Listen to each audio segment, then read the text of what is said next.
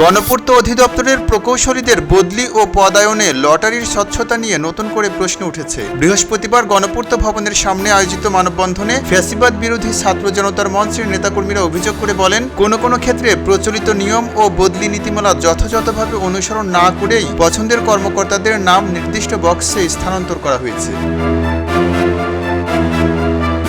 গণপূর্ত অধিদপ্তরের লটারি ভিত্তিক বদলির অন্যতম উদ্দেশ্য হিসেবে স্বচ্ছতা, নিরপেক্ষতা ও বদলি বাণিজ্য বন্ধের কথা বলা হয়েছে। কিন্তু লটারির আগেই যদি কোনো কর্মকর্তার নাম নির্দিষ্ট এলাকার বক্সে স্থানান্তর হয়ে থাকে, তাহলে পুরো প্রক্রিয়ার নিরপেক্ষতা নিয়ে প্রশ্ন ওঠাই স্বাভাবিক।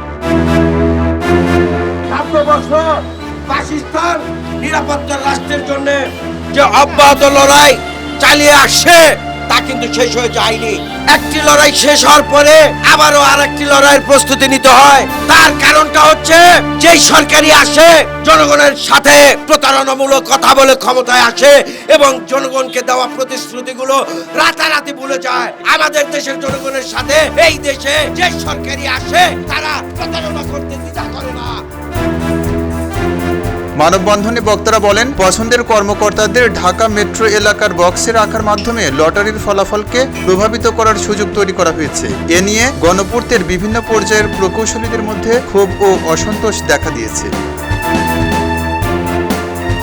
মানববন্ধন শেষে স্মারকলিপিতে ৮ দফা দাবি তুলে ধরেন ফ্যাসিবাদ বিরোধী ছাত্র জনতার মঞ্চ। খবরের কাগজ, নিখাদ, নির্ভীক, নিরপেক্ষ।